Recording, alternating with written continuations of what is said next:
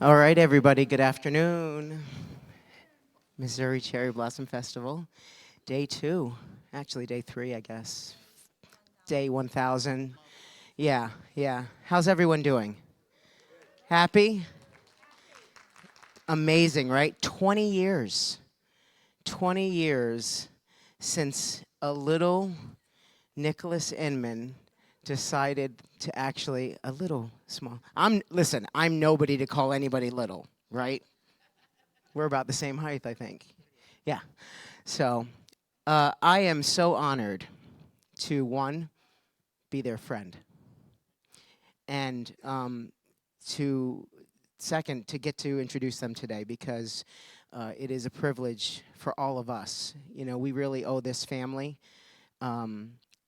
everything because we would all not be in this room. We would all not be family. We would all not be friends if it wasn't for them. So I am very honored to introduce our wonderful moderators for the first time making her inaugural debut, Sarah Inman, everyone. And back for her second appearance as a moderator. She did such a great job. Reagan actually had the biggest crowd in the history of the Cherry Blossom Festival in this room, right here in this room. So thank you, Reagan. And they are here to interview Reagan's father, but the father of the Missouri Cherry Blossom Festival, Reverend Nicholas Inman. And I present to you the Inman family. Thank you, Richard. Just want to make sure I'm on, right? Yes? So you'll notice my voice is out because I was going to do an interview, my first one in 20 years, and the universe knew it. And so I didn't have a voice yesterday, but I'm here a little bit, so I think it's going to work out. So the chairs were actually switched, and beforehand, I asked that they be switched back. And I know this is weird, but this is the side of the bed I sleep on. And so I'm used to talking and having a conversation. I thought, no, it's going to be really weird if we're the other way. So you relax, you ready? You asked me. You ready? I guess. Let's do this. All right, so I wanted to do this interview for a couple reasons. One of them, so you could sit down and relax a little bit. I thought maybe that would be nice. Another reason was I know you better than anybody else, and there's a lot about you that people don't know, and I'm going to bring some of that to light. I hope you don't mind. Nicholas doesn't talk about himself a lot. You'll notice that when you say, hi, how are you doing? He's like, great, how are you? How's your family? And he's always switching it around, and so this is a great opportunity to put him in the hot seat and get some answers, not just about you, but about the festival, of course. That's what we're here to talk about. So I've kind of broken this down into 3 different sections: planning, the opportunities, and the impact that the festival has made. So I'm just going to jump on into it. As far as planning goes, there are some people in here who know how this all started, but if you could just start at the beginning and tell us where the idea came from to start a Cherry Blossom Festival in Marshfield. I feel like people probably get tired of hearing this explanation, but for years I worked at Walmart as a people greeter. And at night, when it would get slow, you'd have conversations with your coworkers about anything and everything. And we were having a conversation about history for some weird reason one night about World War II and the Eisenhowers. And none of the young people that I worked with that were close to my age knew who the Eisenhowers were. And as a history nerd, that was alarming to me. So I just read an article about Mary Jean Eisenhower living in Kansas City. I didn't know her, but I looked her up, called, and she didn't hang up. She probably wishes now she had him, but she didn't hang up. And I said, we have a problem in Marshfield, and we need to have you come and speak to our school. So she did. And that was an exciting, moment of history for me. And during her visit, I don't remember if it was a question or if it was in her remarks that day, she made a comment that if you're interested in American history, and particularly the presidency, you have to travel to birthplaces and libraries and cemeteries, etc. There's no location to go and learn about everybody.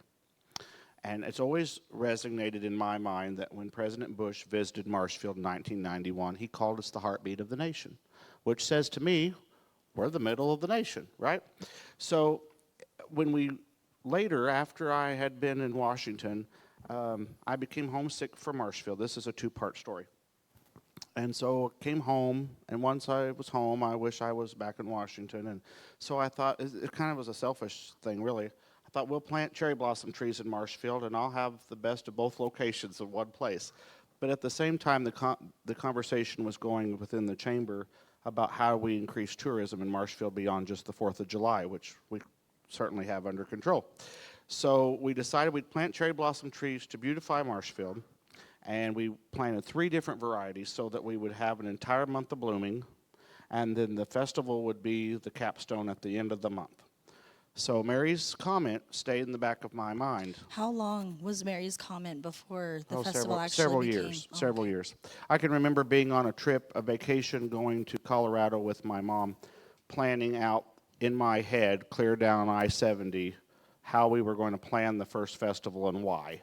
And it was quite a lengthy time. But anyways, long story short, I thought we don't need to just have a craft festival. Everybody has one of those in the fall or something. Right. And I thought, let's do something with history, kind of like a Chautauqua, if you know what a Chautauqua is. And I thought, we'll do something very similar, and we can incorporate those aspects to it. But the main focus will be history, because when you think of cherry blossoms, you think of Washington, D.C. and history. Yes. And so little did Mary Jean know that that comment would lead 20 years later to what it is.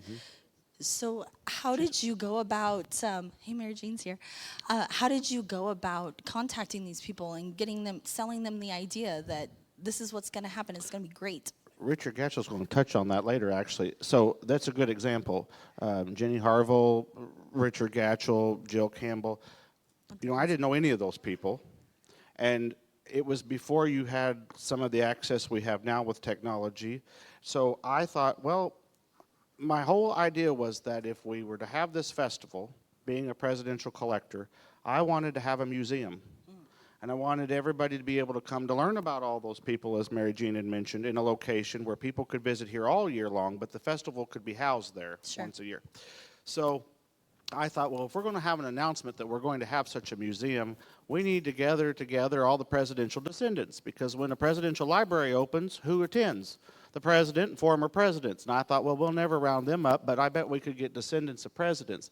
And I remember saying something about that to some friends at Rotary, and they laughed at me at the table. Oh.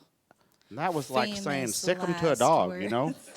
And so I thought, well, I started calling presidential libraries and the foundations and things saying, who's your official representative? Well, they didn't know me from Adam, but thankfully, some of them cooperated, and they would put me in contact.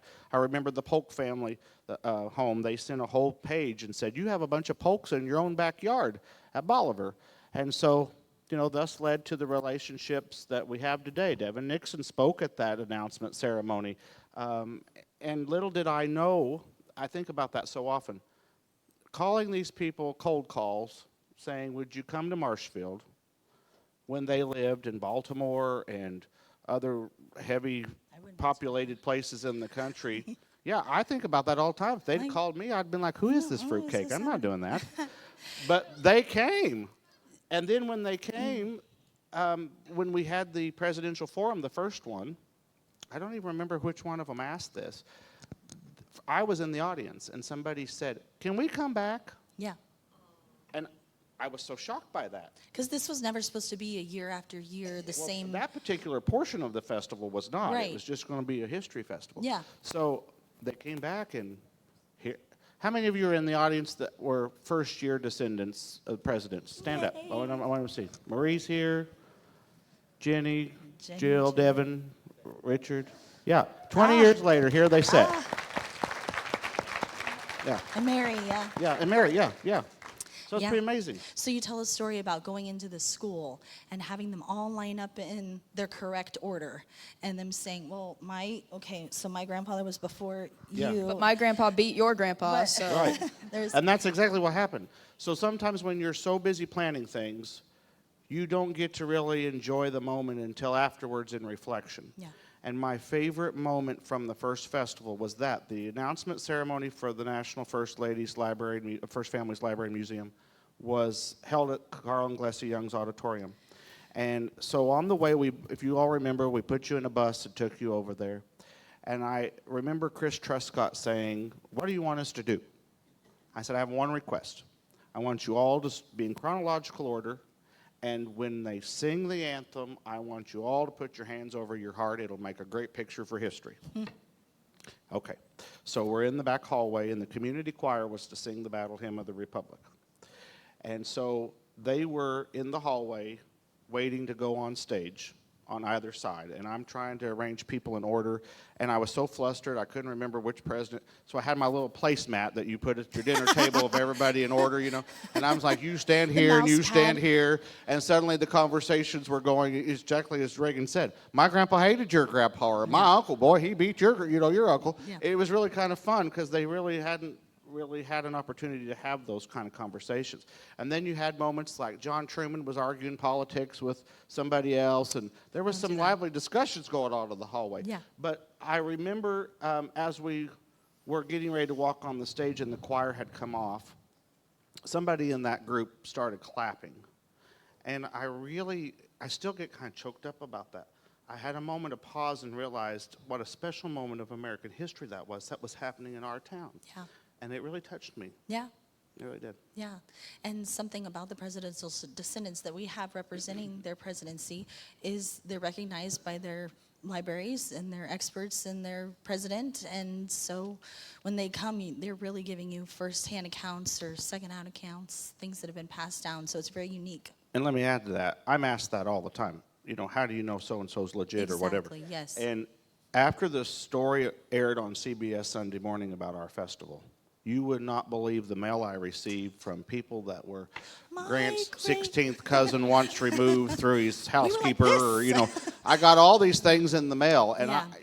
I love history, but I don't have time to vet all of your family trees. Don't send them to me. Yeah. I don't want them. But the people that are here that represent the administrations that they do are people that we know are tried and true, and I really appreciate that. And I'll sometimes call them, and I'll say, you know, somebody says they're your third cousin and they've contacted me. Do you know who this person is? Yeah. And quite frequently it's like, I never heard of that person. No, they're crazy. You or don't wanna sometimes talk they'll to say, oh, yeah, it's a cousin. I don't talk to him very often, but you should Please don't invite him. him. It works please. out, it works out.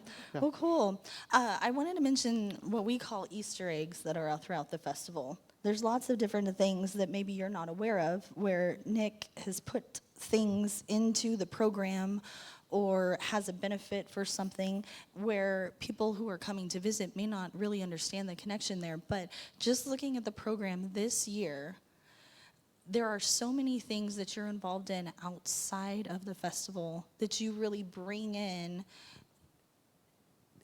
as a fundraiser, as a way to get them out, publicity for that event. Can you talk about that a little bit? You're on, how many committees are you on? Let's just talk about that. How many? I think the last time I counted it was over 75. Yeah, something Yeah. like that. Yeah. It's pretty incredible. Most that he started, by the way. So See, we're gonna say it. Just You to won't add that say out it, there. But the fish fry that's on the Fordland Library, that I just think it's really neat how you have created such a support system for organizations that you're already involved in by bringing them into the festival program.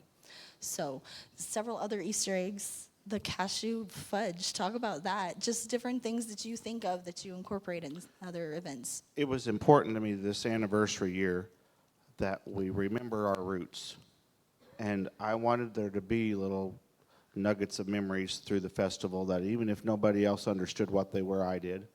And one of them was at the tea, we served no-bake cookies, because every time Donna Douglas came to Marshfield, she wanted a plate of no-bake cookies on her bed.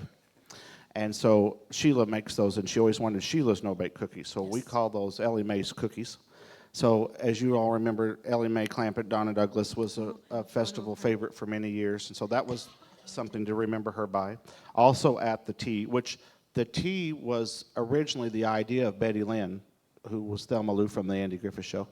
The first festival, she said to me, she was Catholic, and she mentioned all these houses of worship had opened their doors to us except the Catholic Church.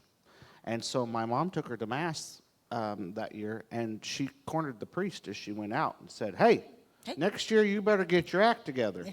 And I think we need to have a tea. And so thus began the tradition of the cherry blossom tea. And so we've always kind of informally called that Thelma Lou's tea. And so to remember Betty, who was such a special person to our family, if you ever watched, how many of you are Andy Griffith Show fans? Okay, so if you know that one of the big items from the Andy Griffith Show is Barney's always going to Thelma Lou's house and she's making a pan of cashew fudge. There she is. And so we had cashew fudge at the tea this year to remember Betty Lynn. Yep, that's from the first festival, the Walk of Fame ceremony. You can tell how old it is by Yeah, the it's kind of color blurry, the isn't it? So this is Miss Missouri, the reigning Miss Missouri, Stacy Cordery at the time. And next to her is John Lane, who is the nephew of Edwin Hubble, who lives in El Paso, Texas. And then next to that is Helen Benziger, who is the great-granddaughter of the unsinkable Molly Brown. Then Betty Lynn. Then Tom Daniel, which most of you probably will know Tom. And of course, he's Harry Truman's grandson, but that's Clifton Daniel's brother. Then next to him is Reverend David Ingalls, who was a cousin of Laura Ingalls Wilder. He actually was one of the ministers that Our wedding. that married us at our wedding. Yeah. And then Mickey Carroll at the very end. And Mickey was one of the surviving munchkins from The Wizard of Oz. You'll have to point him out. I don't think they know which one he is. Can I share some Mickey Carroll stories? Here we go. So at this particular ceremony, I was seated on stage next to Betty Lynn, and it was at Crossbridge Church, and the Baptist minister was in the front row because I'd asked him to give a prayer at the beginning of the Walk of Fame ceremony. And when Mickey Carroll received the microphone, he started issuing all these colorful words that Harry Truman had said about the Japanese. And Betty Lynn kept looking at me, and she said, "Do something." I said, "What am I going to do? He's going to bite my ankles." You know, he was such a colorful little guy. And when we got married, well, actually before that, we had Dina Martin here as a guest one year, Dean Martin's daughter. He heckled her through the whole breakfast about, tell this story about your dad, do this. But at our wedding, we were taking communion, and he was about on the third row or something, and it's in a real serious part, it's quiet, and I hear somebody say, "Why'd they put me behind all the tall people? I can't see anything." And they said he was jumping up and down, trying to look over people. And so, I don't know how many of you know who Bunny Mellon is, but Bunny designed the Rose Garden at the White House, and she was in the row behind him, and as we were greeting friends as they left, Bunny said, "Who is that little circus performer that sat in front of me?" Well, And I was asked to speak at Mickey's funeral, yes. and it was held at a cathedral, big cathedral in St. Louis. And so Sarah and I went early because I was to speak at his service. And he had a caretaker and he had a niece, and they didn't see eye to eye. And so the caretaker had planned the service that Mickey had planned. He'd asked me ahead of time to speak. So Sarah and I arrive, and the priest comes up, and I'd asked this ahead of time. Are they going to include anything about the Wizard of Oz in his service? I thought they should sing Somewhere Over the Rainbow or something. The priest said, absolutely not. They were not going to mention that at all. And I thought, that's his claim to fame, you know. So I'd already planned in my mind, at the end of my eulogy, I was going to break out into Somewhere Over the Rainbow. And I we're thought, gonna do it. what are they going to do, call the Pope? You know, I'm going to do this. And so I was all prepared, and the priest comes up and said, are you here to speak today? I said, yes, sir, I am. He said, well, you're not speaking today. He said, we had 2 funerals planned for this same man, and we're going to go with the second funeral, so you're just going to have to sit there. I just fumed through that whole funeral. I wanted to sing Somewhere Over the Rainbow You so wanted to bad honor for him. Mickey, but he didn't get his, Yeah. during his service, he didn't get that. So we talked about the history aspect, of course, and then bringing in the more well-known celebrities and classic television and how we meshed that together and a way to really have something for everyone. Talk about that idea, getting maybe some classic television stars in here to introduce some history to people who otherwise might not be interested. In my opinion, that was the key ingredient. I was fortunate to have wonderful history teachers. My junior high history teacher, we brought Barbie dolls to school. We made fake movie blood. And then when we learned about the guillotine, we cut their heads off. And, you know, and The Barbie dolls of the classmates. yeah, they were sisters, Yeah, not their all the Barbie dolls. classmates brought their sisters' Barbie dolls. And, you know, he made history fun.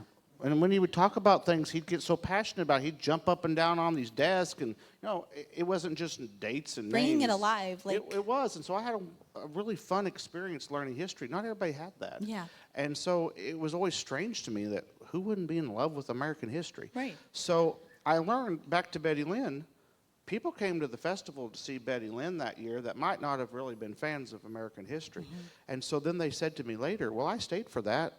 I hadn't planned to, but boy, that was really interesting. They left educated. They did. You come. And I thought, well, pop culture is a big part of our history, whether we necessarily embrace all of that or not. So I thought, well, that's going to be key. People will come to see their favorite classic television star, and then they'll stay for the others, and we'll have a key to plant a seed of history. Yes, And that's what yes. we've continued to do. And something else the festival has done, the Cherry Blossom Festival has produced 4 different plays. I tried to add them all up. One of them was Dear Mrs. Lincoln, which you wrote. Lorenzo Lamas and Michael Leonard performed that together. It was phenomenal production. This one was The Secret Veil, which was the story told about our own Civil War widow, native to Marshfield, Ellen Jackson. And here's I wanted to show this one, of course. There's Richard in his overalls, rocking those. Darby Hinton, and of course Lulu Roman had caught me. I thought I should put that one in here because that was a really great thing. We also did Tea for Three, and the last production was Give 'Em Hell Harry, where Clifton impersonated One of my Harry favorite Truman. Did a festival fabulous job. stories comes from Tea for Three. If you remember the year we had to cancel the festival because of COVID, that was a very emotional decision for our committee. And those that are in the room that were part of that will remember. And we had a great festival planned that year. And we had the committee meeting here in the fellowship hall. And on the news before I left the house that night, the first case of COVID had hit in Springfield. And, you know, we were scared about that. We knew that you were going to come here and we were going to put you in danger, and there were lots of things that went through our minds about that, and we'd spoken to our health officials. And so I said to the committee that night, I want us to go around the table and I want everybody to give their honest opinion about where they think we are and what we should do. And it was unanimous, and it was emotional for us because we all look forward to you all coming. I don't think one eye wasn't No, wet. you're Yeah, right. it was And I was the last person to speak my opinion. And it was very emotional. And so it was almost depressing, really. So the next time we had the festival, and that year we canceled, we still had the festival, but it was virtual. Right. I called Karen Gore like a day before and said, I've had this idea. Let's make try it to work." have all this put online. Yeah. He always means more. We put the whole brochure Oh, I on think that's a Facebook. great idea. And then later she said, what were you thinking? I didn't know you meant that many videos, but it was, yeah. She did. She's a trooper. And she still speaks to me, which is amazing. So, what was I saying? Oh, so Tea for Three. The year that we had the festival in person again, it was that particular play was held at the Jubilee Theater, which is where the festival really had a lot of its roots with the first presidential panel and things. And I had been at one of our events and I was late, and they had the front doors open, and I was going up the front door steps of the church, and I heard the audience laugh. Right. I remember And I that. stopped in the middle of the stairs, and it was a real overwhelming moment because I thought, how long had it been since we'd heard a group of people together Yeah. just living? Yeah. And I was so touched by that, and I that's one of my favorite memories of the festival. Yeah, yeah. I want to share my favorite memory. John Schneider, yeah. So I did a Facebook Live with John Schneider, guys. And, I can't believe you stopped the video to I take a absolutely screenshot did. of that. That's so impressive. he was holding the camera, and I went for it. I just totally did. I thought, we are live. exactly what happened, yeah. What's he gonna do? Okay, and so It was easier to ask for. he was a good permission than sport for about it. forgiveness. But I bring this up because we've been married 18 years now, right? Yeah, soon. Yeah. But you've kissed another woman in that time. Let's talk about that. I bring Wasn't up by my moment. choice. One of my favorite classic actresses kissed him on the mouth when Look how red he's getting. Somebody take a picture of that. so this was a great so in talking about the opportunities that have arisen because of the festival, you actually went to go see her. She was performing in Branson, is that right? And you asked if you could bring her star to her, and they were gracious enough to let you. Tell us a little bit about this story. There's several in the room that were there. Betty Jo went, I think, and my grandma went. So as Debbie Reynolds was I was really excited He's about seeing her. speechless. And she was very nice to us. And that dress that she had on must have weighed 1,000 pounds, you know. And she's up there dancing and singing. Anyways, we had time with her before and after. And as we were leaving before, they'd taken us backstage, and then they had the ladies go out, and she wanted to speak to me for a minute. She just grabs me. And just, I thought she was going to kiss me on the cheek and hug me. She kissed me kissed me. And I just stood there.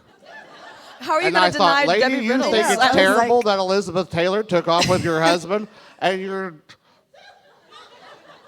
Yeah. I couldn't speak. Yeah.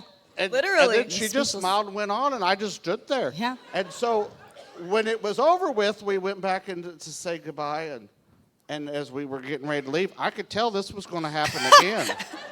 And I thought, no, it ain't going to happen. I got away from it. But anyway, yeah. You talk about it like it's awful, like Debbie Reynolds kissing you is Well, the it worst was an thing. experience, He I told can me, and say I was that. like, "Well, have a good life, hun. I mean, you just go ahead." Tell me about other connections that were made during festival time. I have this really great picture that might kick us off a little bit. Oh. Just some amazing moments that nowhere else in the world does it happen, where people are in the room and you're able to get these moments of them just connecting. So talk a little bit about some of those stories. We have witnessed moments of our history on this stage that we'll never get to hear from again. And Shigeko Sasamori was one of them who recently passed away. Shigeko survived the bombing of Hiroshima, was a remarkable festival guest. In fact, she wore her kimono through most of the festival, and she stayed with Martha Myers, and she gave Martha a handmade kimono. But that's Laureen Anfinson, of course, a very special woman to this One of our festival, favorites, who yes. has also left us far too soon. But she was President Nixon's niece. That's Katie's mother, for those, and Devin's aunt. And she interviewed Shigeko that year at the auditorium, and that was fascinating. That was a special moment of history. From her visit, the particular year that Shigeko visited, Jim Lavelle was here that year. That was, of course, handcuffed to Oswald when he was shot. And Jim was a Pearl Harbor survivor. And it was just a casual moment during the Hubble dinner. I saw those two hug. And I thought, they didn't know each other. Yeah. But how World War II had ravaged both of their lives in different ways. And I always say that we've witnessed healing moments of American history, and that was one of them. I wish I'd had a painting of that moment. Yeah. It was very powerful. It was beautiful. Yeah. Yeah. What's another connection you can think of that was made? I can think of one. Let's talk Please. The Queen's cousin and the descendant of George Washington. Why don't you tell a little bit about that? Juicy. So I was expecting a very important phone call one day, and I'm embarrassed to say I was in the restroom, public restroom, using the urinal. Phone rings, and it was an international call that I was expecting. So, you know, it is not like you can just always call those back instantly. So I answer the phone, and this British voice comes on the phone. Now, I have to say, this particular year, Margaret Rhodes, who was Queen Elizabeth II's first cousin, was to receive the Aladickie Literacy Award. She had been lady-in-waiting to the Queen Mother, and she'd written a wonderful book about that. And so I was all excited about her coming. And Margaret happened to have had an injury or something, and she couldn't come, and so her family substituted for her. But before she came, this British voice comes on the phone, and it was Buckingham Palace. I thought it was a joke. And this guy starts in carrying on about the Queen's cousins coming and all this planning. Well, I told a few people that were my friends that she was coming, and I thought they were pranking me, you know. And I said, yeah, and I'm the Queen of England. You did not Yeah. say that. And I hung up on them. I did. So then, phone rings again. Same little British dude, but he's just a little bit more agitated. Well, I'm sure. And I said, oh, you're for real? He said, yes, I am. And so he began to go over in detail all that they would be doing while they were here, because even though they were, you know, like second cousins or something, they were still, It was still representing the Queen. Mm-hmm. And I thought that was interesting. And I had asked Margaret that year, Paul Burrell was speaking at the tea. I never even thought about this. I didn't have a Downton Abbey mind, I guess. And so I said, could Paul introduce Margaret? They're both from the same They're place. from the same They work country, in you the- know. yeah. They work for, they know the same people. Absolutely not. And Margaret said yes. Oh. But this is what's so funny. Queen Elizabeth would often go and have tea with Margaret after church on Sundays. They were very close. And so Margaret had agreed to this on Friday. I knew the Queen would have visited her on Sunday. On Mondays when Buckingham Palace called. And so at the end of his conversation, he was very adamant to me that Paul would not be introducing Margaret at the tea because he was the help. Because he'd been the butler. Yep. And I just was so shocked by that, but I guess I shouldn't have been. Protocol. Yes. And I had told Paul that Margaret was going, he was going to get to introduce. Yes. And he was so excited about it. But I could tell there was a little hesitation. He said, sure, I'll do whatever you want me to do. But when I told him what had happened, he was not surprised at all. He said, in fact, I was surprised she'd said yes, So, anyways, that was kind of an interesting story. So, But- Yeah, Going and there's back- more. yeah. So at the after party, we were at Barbara Herron's house that night, and Tom Washington was here, who, of course, related to oh, right. President that's what we were Washington. talking about. And I introduced the Queen's cousin and Tom Washington, and the Queen's cousin says to Tom, "Oh, you bloody troublemaker." That's good. All right, where else? I want to go back a little bit in time. Another opportunity that was fantastic that we had, and you're actually in this picture, Reagan. You're actually in this So picture. we'd gone to College Station to the George Bush Library to present George and Barbara Bush with the Hubble Medal. It wouldn't go over her bouffant. Yeah, it wouldn't go over So Mrs. she's Bush's. holding it because it would not go And over President her Bush actually hair. had much bigger ears than you realized he had. Sarah was pregnant with Reagan and wasn't very long after that she was born. President Bush rubs her stomach and says, "What are you going to name this baby?" Awkward. Yeah, awkward. Yeah, and so Sarah says, "Well, we're going to name him after our favorite president." He said, "I think Bush will make a great name." I said, "No, welcome. actually, You're it's going to welcome." be Reagan." And he said, "I think I could." He said, "I guess that's okay. This is That'll be all my right. second option." Yes, that's all right. Yeah. But So- it was President Carter who asked the same question, and I said Reagan, and he says, kind of laughingly, "Well, I could have thought of better option." And Dad said Mrs. Carter just went, Oh, that's nice. Yes. So Jackson has the middle name Carter. we had to redeem Yes, we had ourselves to for the redeem ourselves. Carters. There we go. Yeah. Let's see. I have a couple of these. I just want to go through other great opportunities we had. This is Paul Burrell that we were referring to, the butler for Princess Diana. He folded all the napkins for her dinner that year. Yes, he did, because we were folding them Marshfield, Missouri style, Yeah, and he was like, he wasn't good "Oh at it. Oh, no, no, oh no. no." Mrs. Bush's visit was such an interesting thing. We met a whole team of us every day for a month. The Secret Service, the county police department, the city police department, all these different The people involved. conservation The department. conservation agent attended. I never could understand how that had played Wild out. animals were concerned. Yeah, I they guess. wanted to know all kinds of things. And nearly every day when we met, there was a different plan about which door that she would come in. Mrs. Bush was a fantastic guest. Yes. As Very she gracious. got out of the SUV that she was in, it began to hail.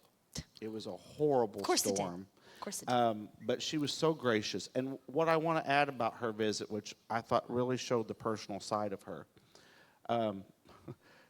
right after that, I was in the hospital for an extended period of time. My appendix ruptured. And Mrs. Bush and I had only met at that dinner when I interviewed her. And she called the hospital to check on me and ask how I was doing. And I thought that was so nice. She was such a gracious guest. And they called me. Sheila had gone through all this to plan out a menu for her and wanted to fix what she liked. And of course, being from Texas, they wanted to fix steak and all this good stuff. Like 2 days before Mrs. Bush arrives, they call and say, "Oh, she's become a vegetarian." And Sheila was so disappointed. And I watched her during dinner. She just kind of moved her food around. So as we were going off stage, I said, "Did you not like your dinner?" And she said, "Well, where was the meat?" That phase had passed by then. And I said, she "Well, was ready for. I'm sorry, Mrs. Bush, your assistant called and said that you'd become a vegetarian. She said, what idiot told you that? Great. I would have hated to have heard that conversation, but anyways. Okay, so I have some rapid fire questions, and I want you to just first name that comes to your mind. Oh, we're getting into names. Here we go. This is the part I was scared about. All right, the funniest guest. The funniest. Come on, Reverend Rick. Rudely. I also wanted to give a shout out to our dear departed friend, So Jonathan. when Jonathan was alive, He was, we had a he was tradition funny of guy. taking this picture every year of whatever. He just came up to me one day and randomly picked me He up. didn't even ask you. He just Yeah, and that was the day, actually. And so then every festival, he wanted to take this picture. And his last visit to Marshfield, he'd come to speak for an undertakers group in Lebanon. And we met for lunch. And he was having lung issues, and he could no longer pick me up. So he had me put my leg up on the chair, and he held my leg so he could take one final picture of being able to hold me. And it was not long after that Jonathan, unfortunately, Yes. passed. Those two, my goodness, I sat by them and so did Mary Jean at the state dinner at Blackberry Creek one night and talk about diplomatic relations. Mary Jean she had to calm them down. They got into a political discussion, and I thought John Truman was going to have a stroke. And Mary just kept patting his hand real quietly and saying, it's okay, I don't John, know it's if- okay, it's okay. I don't know if this was the event, but that might was have been, I Mary don't back know. in the day. Yeah. So, anyway, I thought that was a fun throwback picture. What about the loudest guest? The loudest guest. Like the biggest personality. Oh, wow. Devin, I think that'd be your dad, Don Nixon. Oh, Yeah. that guy. He showed up in a white suit, and yeah, he was the life of the party. He was a class act. Yeah, He he really fun. was. Who is the perfectionist? Olivia de Havilland. No hesitation. I thought you might say that, so I love have her Of photo course, you up know, here. we have such a special connection, but she was a perfectionist. Tell us about it. So anytime I asked her to do anything, there would be, yes, I'll do that. And then there would come the flood of emails. And they were always very flowery, and so were her phone calls. Like, she would speak in almost like Shakespeare. Dearest my Reverend Inman, you know, and then but for instance, when Ann Rutherford died, who was Scarlett O'Hara's sister in Gone with the Wind, I was asked to go to Marietta, Georgia and speak at her memorial service. So I reached out to Olivia and said, would you like me to share something from you at the service? And she said, absolutely. Clear down to the minute before I went on stage, she was calling with, I want you to change this word, and she'd sent 2 sentences. Yeah.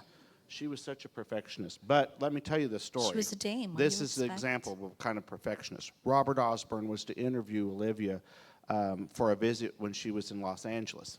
And he said a couple days before the interview, she asked if he would drive her downtown during rush hour traffic and then park so many blocks away from the back door of the theater. And then they walked to the backstage door. They went backstage, and she wanted to know 2 things. Where was the ironing board? Okay. And who was in charge of telling her when she would go on stage?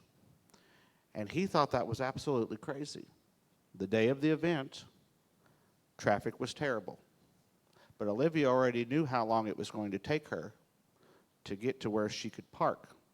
And she knew where she could park several streets away and how long it would take her to get to the backstage door. When she got to the backstage door, she was disheveled, but she already knew where the ironing board was. And so she was all pressed, all ready, and was spot on to go on stage and was never flustered through the whole experience. So maybe there's something to it. Yeah. There's something to it. Okay. Who is the most humble guest? Most humble Yeah. guest? Yeah, we've had some big heads, but who is the most humble that surprised Oh, you? gosh, I don't Let's know. be honest. We won't name guys. those We won't name names. those, but I don't know the answer to that.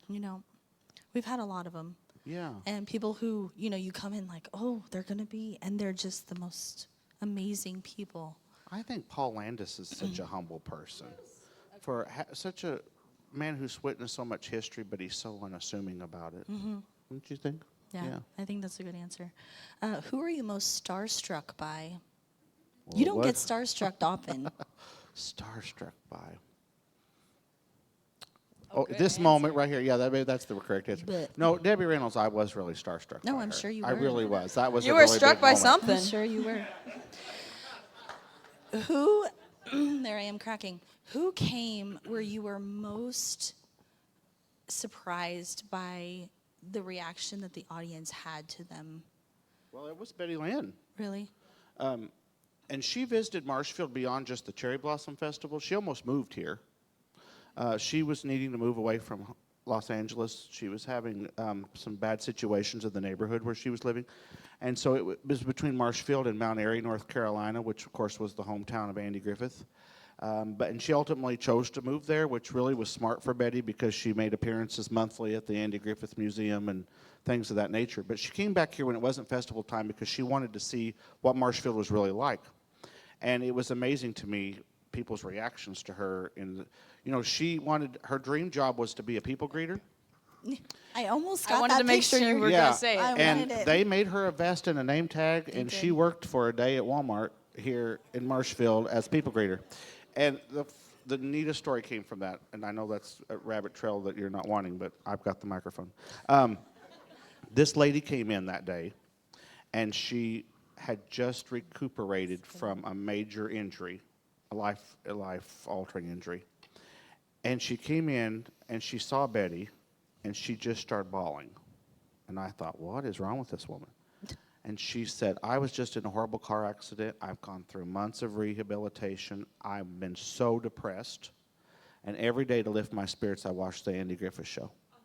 And she said, I've just prayed that God would get me through this. And she said, this is my first trip out of the house. That's incredible. And who do I walk in and see in my own hometown Walmart but Betty Lynn? She said, I think that's God telling me it's going to be okay. And she just bawled, and Betty bawled, and Yeah. people else were bawling. And It's a it was special really, moment. it was kind of special. Only in Yeah. Marshfield, right? Only in Marshfield. Marshfield. There Only you in go. Marshfield. So I thought this might be another one that you were starstruck by, and I want you to tell this story. This is a great story, a great opportunity that you had. that's not a very good You picture have to either. tell the Hubble telescope story. That's Lady time. Bird Johnson. And that was taken in about 2004 in the private residence at the LBJ Library in Austin, Texas. Lady Bird was one of my favorite people. And at this point, she'd had a stroke, and she couldn't speak anymore. And so we'd given her the Hubble Medal, and I gave her this whole intelligent presentation about the Hubble telescope, and she just smiles and nods. And then when it's finished, she writes on a piece of paper, I watched them launch the Hubble telescope. And I felt so stupid. But that particular visit, one thing I remember is as the Secret Service took her out downstairs and we'd gone down to leave, there was a whole row of Girl Scouts looking at pictures of her on the wall. And they were all just looking at these pictures. The Secret Service just wheels Lady Bird right behind them. And You I don't wanted even to know. yell out so badly, turn around, and they missed that moment of history. And that's why I think it's so important to expose children to history, because we often miss it so easily, and they were that close. And speaking of that, I wanted to talk about the educational part of the Mm-hmm. festival and what you've done to encompass that. We had a living history walk this week, as well as a First Lady walk. This was a fun new idea. Tell us a little bit about that. So this is the second year of the Living History Museum, and that's not something that's on the festival schedule, but it's very important to me that history be absorbed by the next generation. And so last year, a part of our third grade curriculum in the state of Missouri is to learn about famous Missourians. So last year we chose 10 famous Missourians, and in the Dickey House yard, we had different people impersonate them and dress up and give presentations. And this year, I think we had like 400 or 500 third graders come through the yard, and they go from station to station and learn about famous Missourians. So then of course, my mind never stops moving, I guess, and so I thought, today's First Ladies' Day. So on Friday, the goal of the First Ladies' Day Commission is that education will be a huge part of the First Ladies' Day. So we had a First Ladies' Walk yesterday. The first one we had fifth graders, and Gayla Gibb was Martha Washington. We tried to pick First Ladies that maybe the kids wouldn't know a great deal about. There's more. Some more of the kids thought they publicized were the real First First Ladies. Ladies Yes. who came and were there.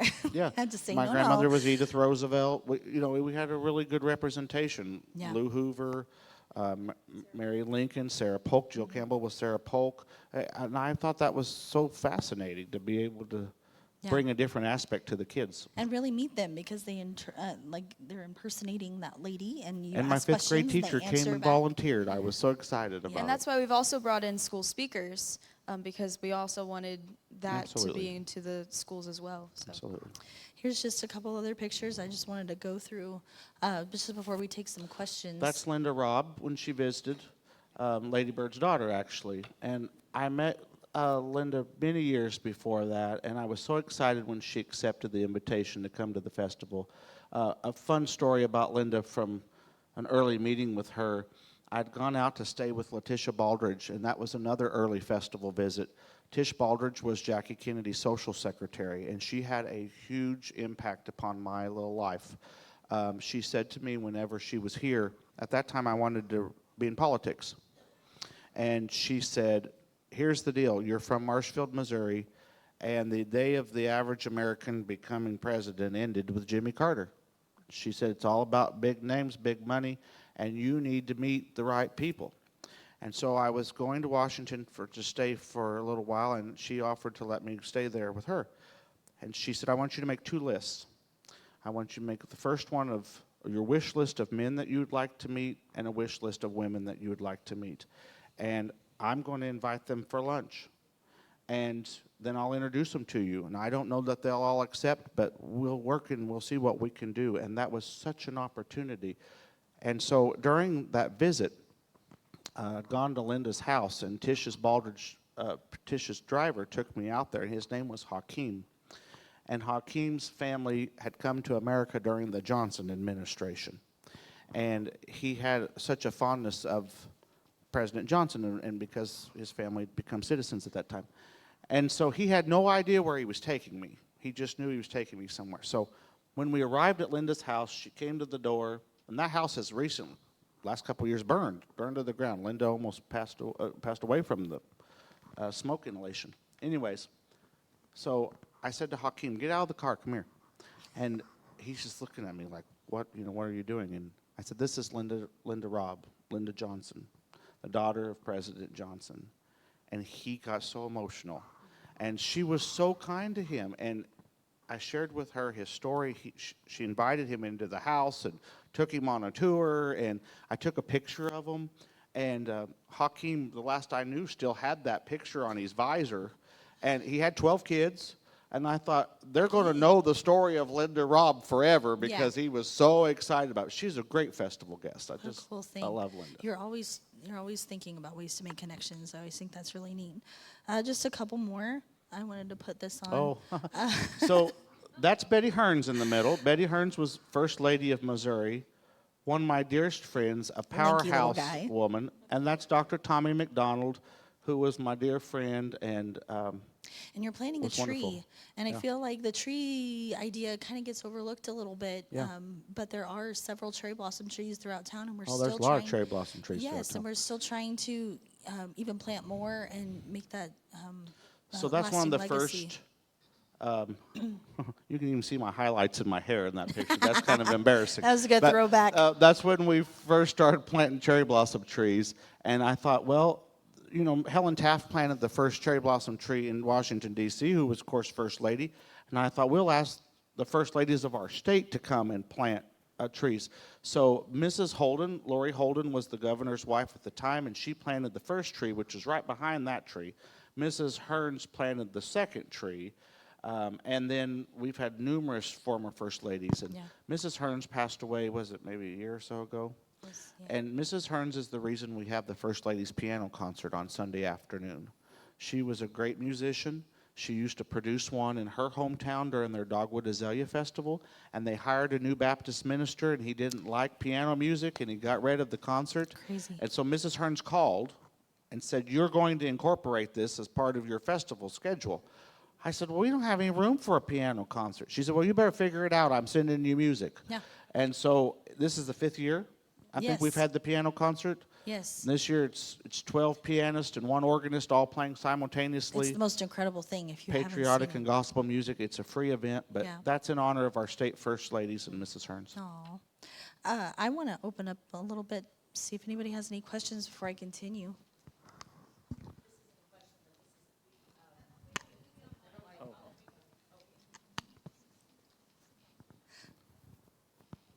This is a very small thing. I'm part of the Laura Ingalls Wilder contingent, and when I found out that Nicholas, but we are so disappointed. We didn't know about the Missouri Cherry Blossom Festival till just 3 years ago, but we are big fans, and we consider ourselves cherry festers. Yay! Yes, and last year, Nicholas inspired us to go to the First Ladies Museum in Canton, Missouri, or Canton, Ohio, because we were there just visiting, and we went to the Football Hall of Fame. So I did want to tell you that you did inspire us, and we mentioned your name, and they did know you. So he did inspire us to do It's a great things place, outside isn't of it? Missouri. Absolutely. for Well, that.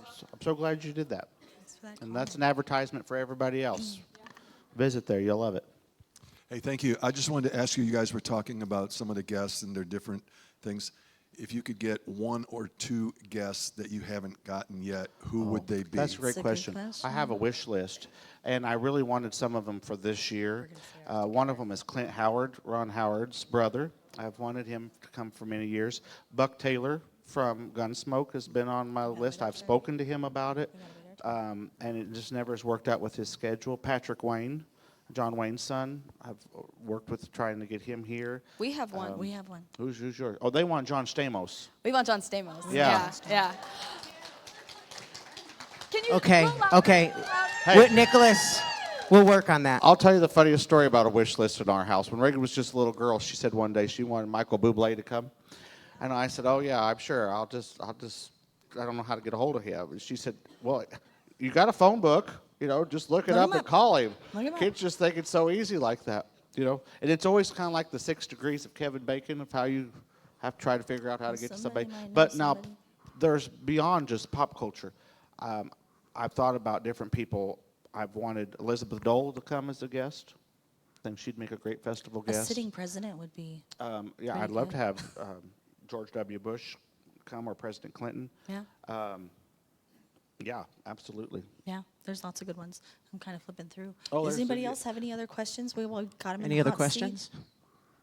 This is your time to ask. seat. Andy's here. Oh no. Oh no. Just something, a couple things that you touched on is how, Nicholas, you network and how you find people. And I'm one of the ways he networked and found just from a Google search. And I'm grateful that he did. And he found the First Lady's man, a First Lady's historian, fit in well with the scene. And I was one of those guys on the phone that thought, what is this fruitcake talking is about? happening And now? there's no way that half of this stuff he's telling me on the phone is true. And then I asked a question which sealed the deal for why I came here in the first place, and I will always come here. Because I said, Nick, how did you get cherry blossom trees in Marshfield, Missouri? And he said, same way you got them in D.C. We planted them. And that's why I keep coming back, because he's a good man. He's with a good Sometimes sense of And humor. we're so glad you do. That's a good one. Oh, my mom wants me to tell you the story That's about not- Mo and Olivia de Havilland, Mo Rocca. So I didn't tell this full story the other day. When I made a deal with Mo Rocca that he could come and do the story about the Cherry Blossom Festival if he were to give me Olivia's number, give me Richard Thomas's number, then he called me back and he said, well, I have a favor to ask of you. I've always wanted to interview Olivia de Havilland, and can you make that happen? And so I put him in touch with Olivia, and they communicated quite a bit, and he was so excited to be able to do that. But I want to tell Olivia a story that I think is the coolest thing only in Marshfield, as Andy Oak would say. At the Hubble dinner one night, Curtis Roosevelt was here, who was FDR's grandson. He'd lived in the White House while FDR was president. Does anybody remember Curtis's visit? He was here from France. And he was seated on one side of me, and Deborah Dozier, Joan Fontaine's daughter, was on the other side of me, who, of course, was Olivia de Havilland's niece. And so I said, Curtis, when you lived in the White House, was there ever anybody that you wanted to meet that you never had the opportunity to? He said, yes, Olivia de Havilland. Well, he had no idea that the niece was on the other side of me. And I said, well, there's somebody you really need to meet. He said, who? And I just kind of backed away from the table, and I said, this is Deborah Dozier. She's Olivia's niece. And his eyes got great big, and I said, Olivia lives in France. You live in France. You really ought to meet. Yeah. And so they began to make these arrangements over me at dinner, and Curtis was able to meet Olivia because they met through Marshfield, One of the which was kind of connections, neat. Yeah, That's pretty it was cool. kind of Yeah. fun. Small world. right. Any other questions? Yes, Jonathan? sir. You're going to make me run. I'm going to go to Dorinda's first here. I'm going to ask you a favor. What's that? Would you sing Somewhere Over the Rainbow? Oh, How can you say no? Good job, Dorinda. You opened yourself up. golly. I mean, don't look at me. Look at her. Right now? Right now. You get up here, Dorinda. Come on. She's going to dance while you sing. Yeah, you dance. You dance. She'll hula, yeah. Make Dorinda Nichols and welcome. What are the words? Come on. Yeah. Thank you. Hands, yes. Somewhere. Okay. You're going to come up here and help me. Do you know Now, the this was words? not what I was thinking was going Do to you happen. know the words? Yeah. Yeah, you got the words? Yeah. Oh. All right. You ready? Somewhere over the rainbow, way up high, there's a land that I've heard of once in a lullaby. Somewhere over the rainbow, skies are blue, and the dreams that you dare to dream really do come true. Someday I'll wish upon a star and wake up where the clouds are far behind me, where troubles melt like lemon drops away above the chimney tops. That's where you'll find me, somewhere over the rainbow. Skies are blue, and the dreams that you dare to dream really do come true. Wow. I love you anyways, Dorinda. Amazing. Someday I'll get him to do a duet with me. Someday. She even took her shoes off like Yeah. a true I know. hula artist. I know. Yes, she did. Now, that'll never happen in another 20 years, let me tell you. That's That great. was for Mickey Carroll. That's what I will say. That's for You Mickey Carroll. okay? Yeah. Look, Reagan, yeah, there's, see, it touches you. It touches, things like that Next touches question. us. And only in Marshfield. Only Marshfield. Marshall. Only in Marshfield. Now that's we're a lucky. special festival memory. The Bush twins. Yes. They were great visitors. Did anybody remember their visit to Marshfield? That's, yeah. Well, they were here. Jenna's been here twice. Barbara was here once, and that's Reagan's kindergarten class. And that's the first school visit that took place. Reagan asked that year, she said, Dad, I don't think it's fair that the kids don't get to hear the festival guest. Can Jenna and Barbara come to my class? And so I think she thought that I would reach out, and I said, well, if you want them to come, you need to write them a letter. And so she did. And Jenna, of course, had been an elementary teacher. And they graciously agreed. And we still in our house say what?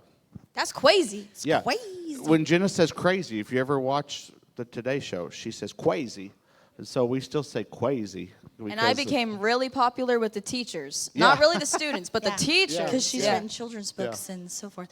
So I just want to say that my daughter, our daughter, made her festival debut by interviewing her sweetheart earlier, a couple days ago. Yep. And so I was so proud and so honored to make my debut interviewing my Oh, sweetheart. thank you.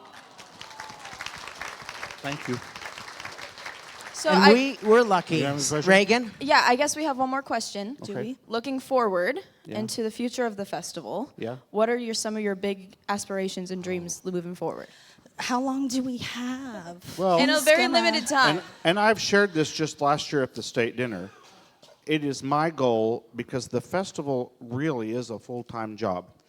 And I don't feel like it's a job because I'm passionate about it. But it takes, as you all know, and many others in this room, it takes all year. And my and a mind village is of people and volunteers. yeah, my mind's always working 2 or 3 years ahead, anyways, Yeah. because of that. And by year 25, I want us to have a full-time festival director. Yeah.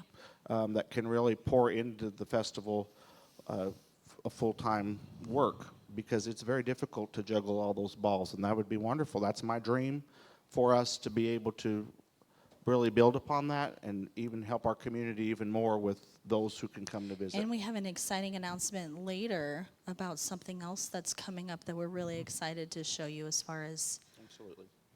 You said things all go. year, but We really want it's time. 30 days. There's 30 days after the festival. You can't Yeah, talk about the rule in our festival, house is right? I cannot Right? mention the festival during the summer months, that's a so break. they can take a break. That's a But, break.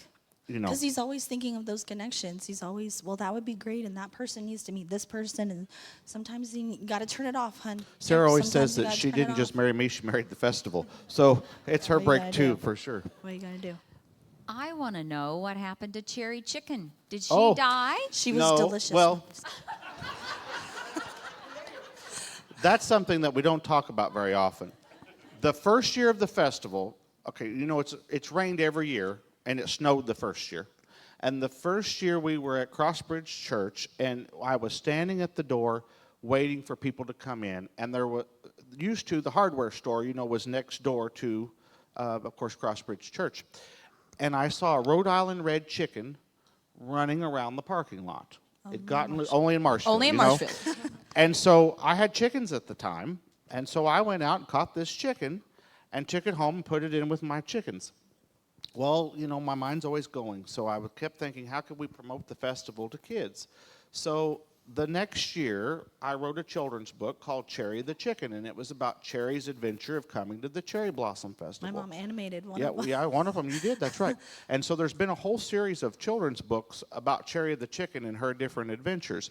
And for years, my grandmother's job, the week leading up to the festival, we go to all the daycares and preschools, and we take Cherry in a cage, and we would read the children's book about that, and every child would get a coloring sheet, and on the back side of it was the festival schedule, and they got to see the chicken, and it was kind of exciting. And the chicken laid an egg one year. Yeah, one year in the front of chicken laid an egg. One year the kids. chicken got out. Grandma's in her skirt chasing the chicken all over the parking Now lot the of the kids church. need a whole coloring But Good times. now Jeannie Marino handles that with her family.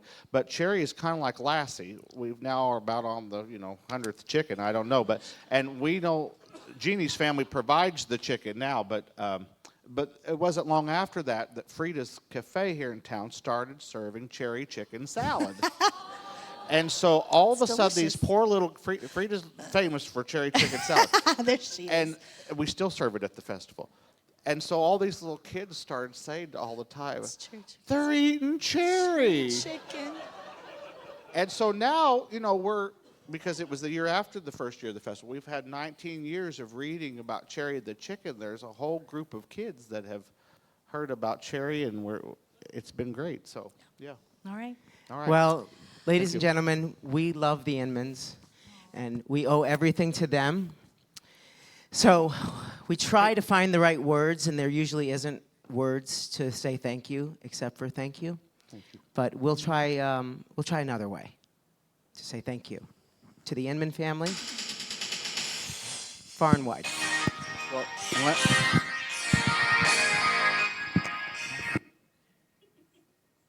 We get a parade? I don't know, what is that? We can't hear anything.